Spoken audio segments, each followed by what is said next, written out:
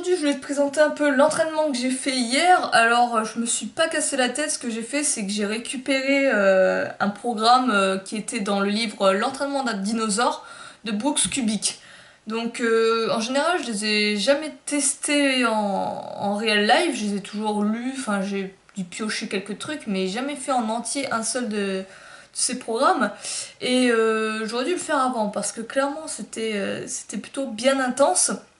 En général, les programmes que propose Brooks Kubik dans son livre L'entraînement d'un dinosaure, je le mettrai en description, le lien du livre. Malheureusement, il est qu'en anglais. Je crois pas qu'il y ait une version en français, mais en tout cas, tu peux aller checker ça. C'est un excellent bouquin qui complète aussi un peu, je trouve, les connaissances sur le poids de corps. Vu sous un autre angle, en fait. Tu vois, on va être plus sur un angle old school strongman, on va dire. Je vois ça comme ça. Et on va être beaucoup plus aussi sur un côté volume, tu vois, avec des gammes de répétitions plus grosses, des séries assez élevées, du travail en superset, des exercices comme ça, des techniques comme ça. On a également une philosophie qui est très bien développée dans l'entraînement d'un dinosaure, qui rentre plus en profondeur sur le mental. L'esprit à aborder, comment aborder son entraînement, comment développer son mind muscle, comment être plus concentré, tu vois, tout ce qui gravite autour de l'entraînement. L'aspect mental est extrêmement important et Brooks arrive très bien à approfondir ça, je trouve. Donc ça, c'est vraiment un plus de ce bouquin. T'as pas mal d'anecdotes également sur des cas de jeunes enfants qui étaient vraiment faibles et chétifs, qui étaient malades et tout, qui ont réussi à atteindre des gros niveaux de force, à devenir champion du monde, de powerlifting, etc. Enfin des trucs comme ça. Donc c'est vraiment intéressant et c'est vraiment old school. Donc c'est un très bon livre que je te recommande. Et j'ai voulu du coup tester un de ces programmes. Il propose à la fin de son bouquin plusieurs programmes en fait.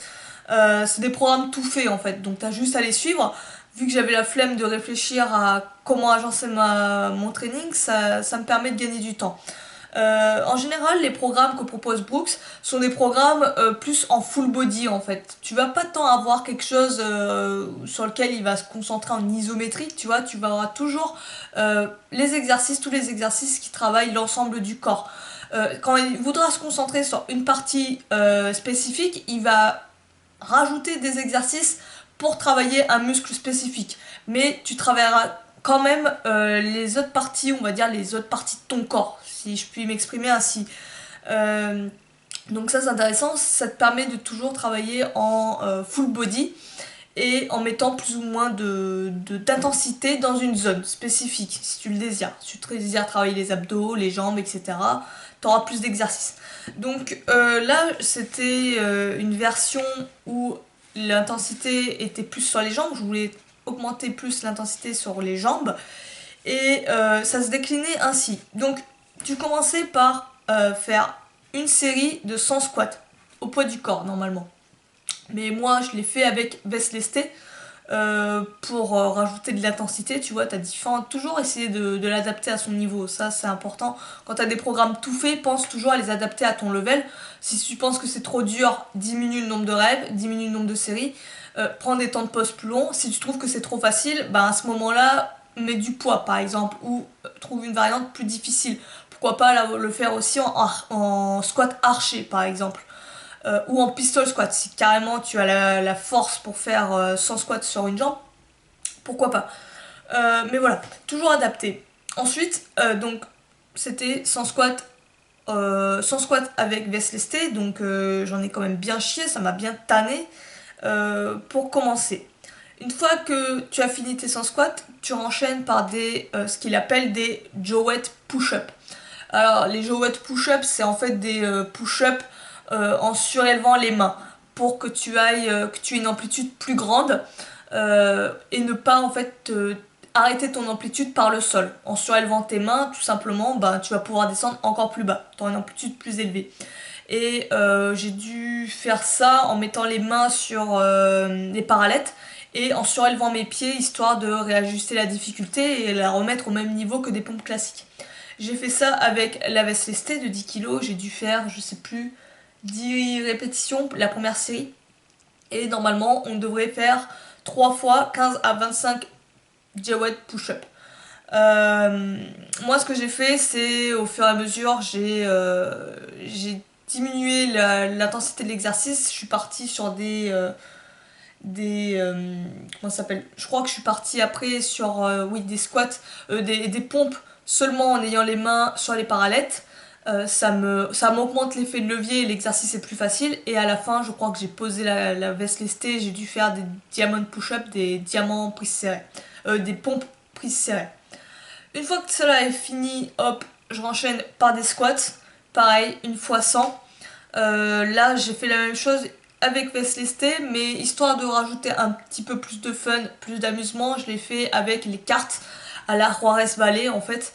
Non, pas à la Juarez Valley, à la. Comment ça s'appelle? Putain, je sais même plus le nom des techniques.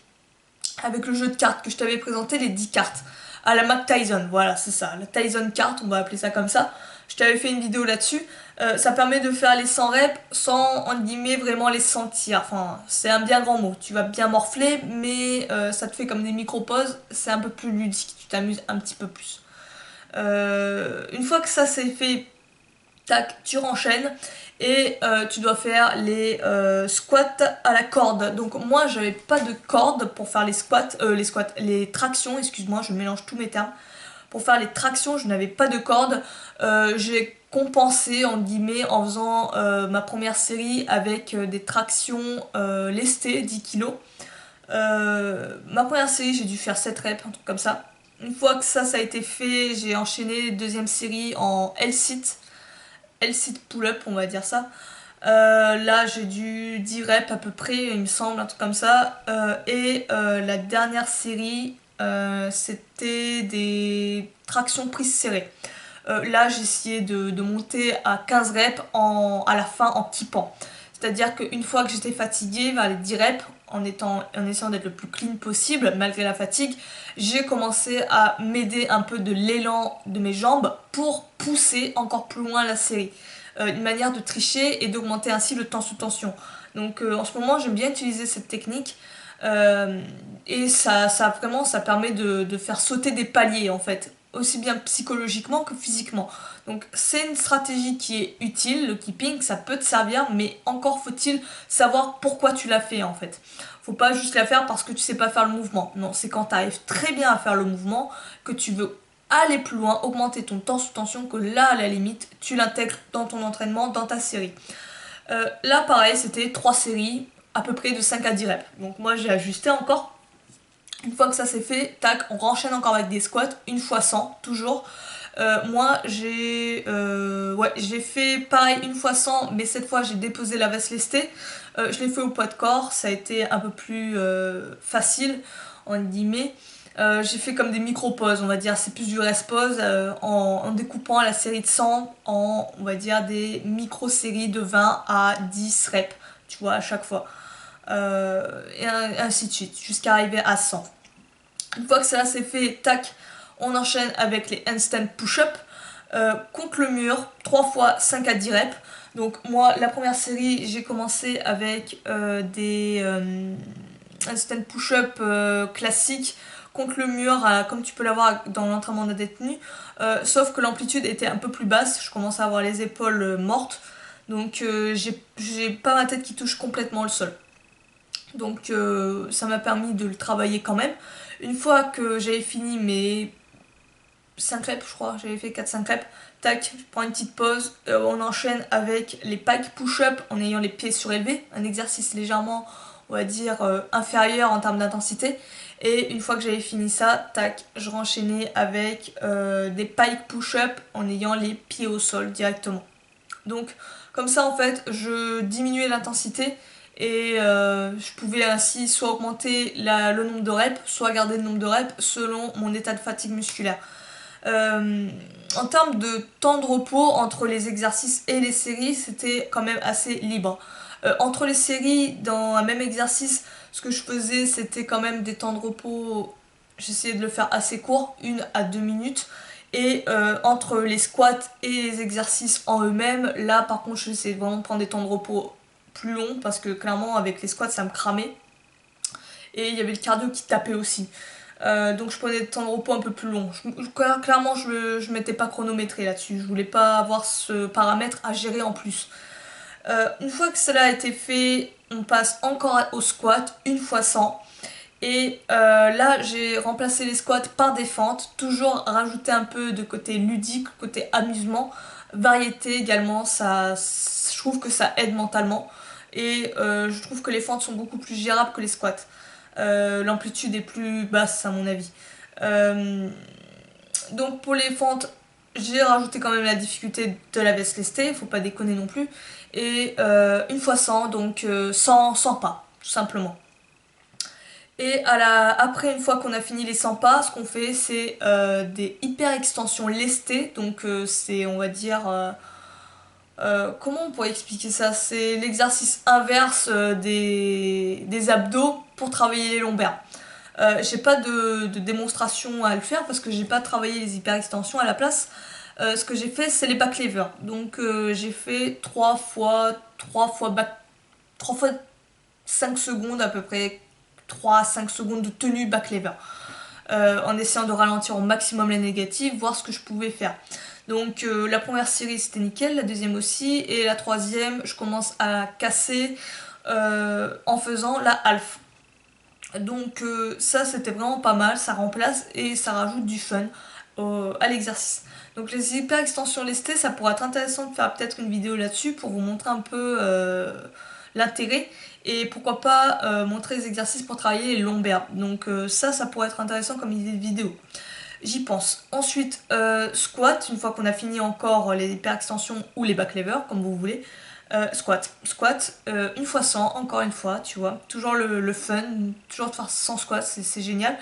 Là, c'est pareil, j'ai fait les fentes, mais j'ai déposé la veste, histoire de voilà, respecter un peu mon niveau de fatigue, on va dire ça comme ça. Pareil, 100 pas. Et une fois que tu as fini avec ça, tu termines par les abdos avec les relevés de jambes suspendus à la barre. Alors, première série, j'ai tenté de les faire en étant, comment ça s'appelle, toast to bar, voilà, en ayant les pieds qui touchent la barre. Clairement, j'en ai chié, j'ai les bras qui plient légèrement pour rajouter, on va dire, diminuer l'intensité. En plus de ça, mais j'ai tellement les quadriceps en feu que je n'arrive même pas à les tendre, à tendre mes jambes complètement. Voilà, donc c'était dégueulasse, mais c'est pas grave. La deuxième série, je me suis dit, bon, je vais faire juste des relevés de jambes classiques avec les jambes à 90 degrés parallèles au sol. Là, pareil, j'arrive pas trop à tendre les jambes, mais j'arrive à mieux contrôler l'exercice. Il est beaucoup plus gérable. Et à la fin, je sais plus ce que j'ai fait. Je crois que j'ai enchaîné quand même encore avec des relevés de jambes. Mais j'ai dû en faire moins de reps et tout, avec une petite tenue à la fin, histoire de finir ça. Mais voilà, en tout cas, c'était une bonne séance. Je pensais la faire en très peu de temps, mais en fin de compte, non. Ça m'a pris quand même un bon temps à la finir. Je prenais bien mon temps quand même. Et ça permettait vraiment de travailler sur des gros volumes. Là, en tout, dans la séance, tu fais du coup 500 squats. On est vraiment sur de l'endurance, sur de la grosse fatigue musculaire, c'est vraiment intéressant.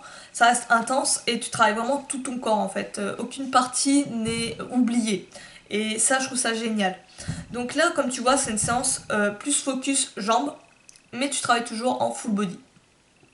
Donc voilà, il y a plein de séances comme ça que Brooks propose dans son livre. Il y a différentes séances. Vraiment, tu peux en avoir pour tous les goûts. Il y aura des séances full body pur, il y aura des séances de 3 minutes si genre t'as pas assez de temps pour faire tes entraînements ou tes exercices, tac. Je sais plus c'est quoi le 3 minutes, faudrait que je regarde, mais voilà. Donc je vais peut-être en présenter quelques séances de Brooks, mais je te renvoie toujours à aller voir son bouquin. Je sais plus combien il en propose des WOD, il en propose beaucoup hein, à la fin de son livre. Donc je t'invite vraiment à tester ça, à voir ce que t'en penses. Dis-moi en commentaire ton avis là-dessus, ce que tu trouves intéressant ou pas intéressant, enfin ce que tu veux quoi. Et sur ce, moi je vais te laisser là-dessus. Je te dis entraîne-toi bien, amuse-toi bien, prends soin de toi, à plus.